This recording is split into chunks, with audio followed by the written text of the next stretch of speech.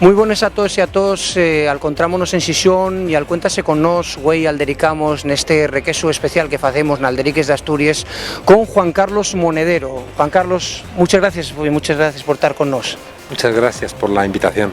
Juan Carlos, perconocido, como sabemos, una persona que en esta plataforma de Podemos comentar a la xente y que viniste aquí a Xixón a presentar este libro Curso Urgente de Política para Gente Decente. ¿Qué nos puedes contar un poquillín de lo que es ese libro y por qué la xente que estáis ahora en Podemos con esa historia, por qué la xente tiene que hacer ese curso de política urgente? Primero porque el poder nos ha dicho que tenemos que resignarnos, que tenemos que asumir que no hay alternativas, que esto es lo que hay. Nos ha ofrecido fórmulas de autoayuda, es decir, que busque salidas individuales, ¿no? Y nuestro planteamiento es que la única autoayuda que funciona es la autoayuda colectiva, y la autoayuda colectiva se llama política. Estamos perdiendo el artículo 1 de la Constitución, España ya no es un Estado social, estamos aceleradamente perdiendo cuotas importantes de Estado de Derecho y yo creo que el Estado democrático pues está prácticamente perdido también porque hemos cedido demasiadas competencias. Europa te manda un memorándum secreto y el Partido Socialista y el Partido Popular te hacen una reforma express de la Constitución, del artículo 135, para darle prioridad al pago de la deuda por encima del gasto social. Por tanto, el Estado democrático también está muy golpeado. Entonces, en este momento concreto estamos en un pulso. El poder está intentando romper el Estado social, democrático y de derecho y está intentando que nos resignemos, que es un escenario que hemos visto en América Latina. Te precarizan laboralmente, te mandan al desempleo, te reprimen y al final interiorizas que las cosas son así. Y eso es muy peligroso. Por tanto, la urgencia es que es justo ahora cuando estamos peleando si ganan ellos o ganamos nosotros.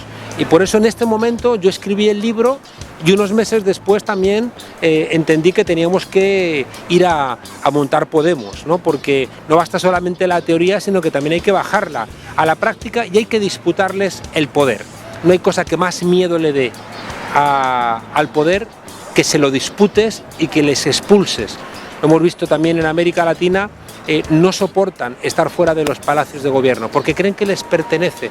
Yo recuerdo a Cascos decir en la televisión española, en una cámara que estaba en la calle, cuando regresa el Partido Popular, decir: hemos tardado 20 años pero ya estamos otra vez aquí. Es decir, que él se asumía, ¿no?, como una persona del franquismo y que tenía como derecho, ¿no?, a que el poder les pertenezca, si es que han nacido siempre siendo las familias del poder. Entonces esa es la urgencia y también la apelación a la gente decente, porque las mayorías, lo que llamamos el 99%, pues son gente decente, gente que no quiere ni ser víctima ni ser verdugo.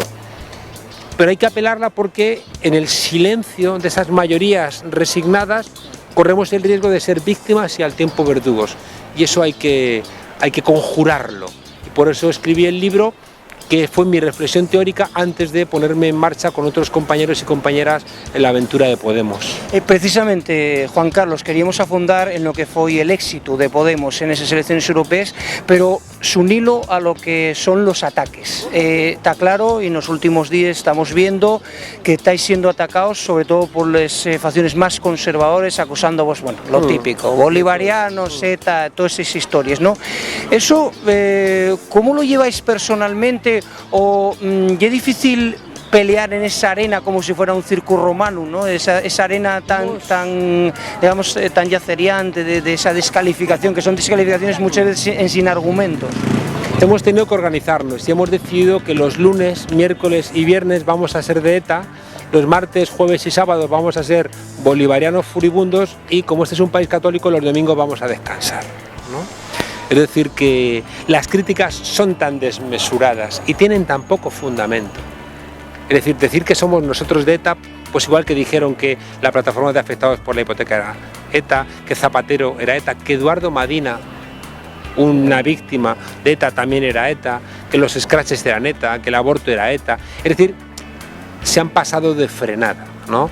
Y entonces ha sido un ataque que no ha generado ningún tipo de pozo, porque es que es absolutamente desmesurado. Han gastado su último cartucho, ¿no? Era un cartucho que supuestamente tenía mucha fuerza, porque en este país lo peor que puede ser es de ETA. Si nos acusan, pero queda claro que no es verdad, entonces ¿qué les queda? Pues van a tener que empezar a seguir inventando cosas. Y el otro cartucho, el bolivariano, que están también intentando, es que tampoco sale. Es decir, porque las cuentas de Podemos ahí están publicadas, ahí está lo que nos hemos gastado, y la gente lo sabe, la gente sabe que en Avilés o en Cudillero nos hemos gastado 300 euros. Y ahí está la gente que lo sabe porque lo ha visto, los carteles que se han colgado y los actos que se han hecho. Son ataques porque les damos mucho miedo. Primero nos despreciaron y no quisieron ver que estábamos ahí representando a un pueblo crecientemente enfadado. Y después, cuando hemos llegado, están enfadados por no habernos visto e intentan eliminarnos, lo cual también demuestra el escaso compromiso con la democracia que tiene esta gente, ¿eh? Es decir, que a España le siguen oliendo mucho los pies a franquismo, y sobre todo en el Partido Popular y en una parte del Partido Socialista les siguen oliendo los pies a franquismo. Yo quería afondar, como somos una televisión fundamentalmente asturiana, falamos en asturiano, quería afondar... Mi padre es asturiano. Tu padre asturiano. Mi padre es de Sison. De Sison, ¿eh? De Sison. Pues eso, préstanos. Pues, Juan Carlos, queríamos afondar, pues no somos una televisión asturiana, que falamos na lingua de Asturias, y es importante para nos conocer cuál es digamos, los conocimientos que tenéis de lo que es la realidad propia de Asturias en cuanto a una lingua, como decimos con el aragonés, junto con el aragonés, que no es oficial, que es reprimida, una lengua que no tiene ese carácter oficial. No sé, dentro de Podemos y la representación de Podemos Asturias, ¿cómo vais a llevar ese tema? ¿Qué opinión vos merece? Mira, el conjunto de Podemos somos una fuerza realmente federal, o sea, nos creemos el federalismo y por tanto entendemos que un Estado federal tiene que respetar a las federaciones, y las federaciones, si tienen una identidad propia, hay que respetarla, y si tienen una lengua propia, hay que respetarla, ¿no? Es verdad que hay un enorme desconocimiento en el conjunto del Estado de que el asturiano sea una lengua, es decir, porque sí que lo sabemos del catalán, lo sabemos del vasco, lo sabemos del gallego, y luego es verdad que hay reivindicaciones que se han tomado a broma, ¿no? Es decir, que como que la pelea contra el catalán, el vasco y el gallego era lo suficientemente fuerte como para despreciar el resto de las peleas, ¿no?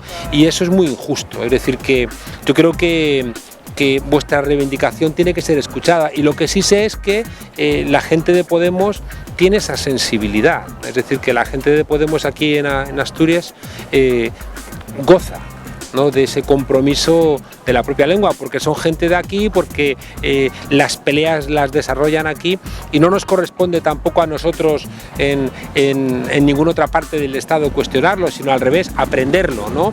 Y yo os diría lo que les digo también a los compañeros catalanes: ayudadnos en el conjunto del Estado a entenderos. Es decir, si se exige a la gente que te entienda y les obligas y nadie se lo explica, no lo entienden. Hay gente en el resto del Estado que cree que la gente habla otros idiomas por fastidiar. Yo he escuchado muchas veces a gente preguntar: ¿pero tú hablas catalán en casa con tus hijos? ¿No? Porque nadie les ha explicado esto, y por tanto tenemos que hacer una tarea pedagógica.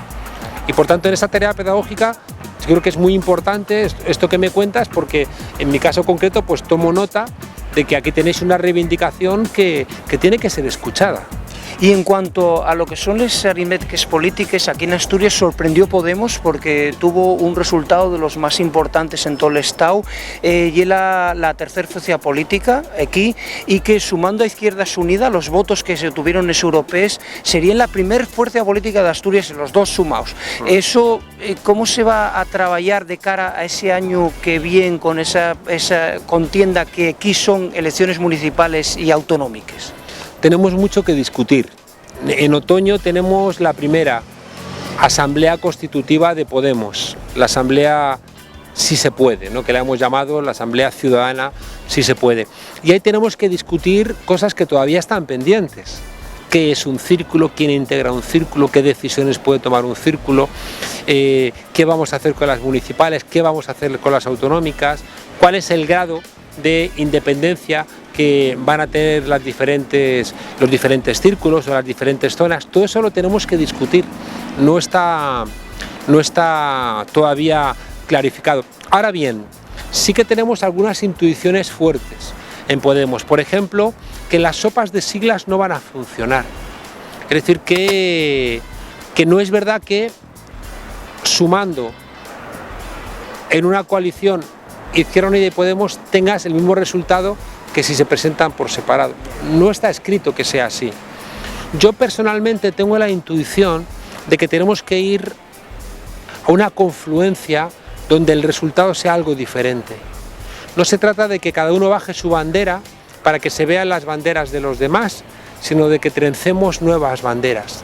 Tengo la intuición de que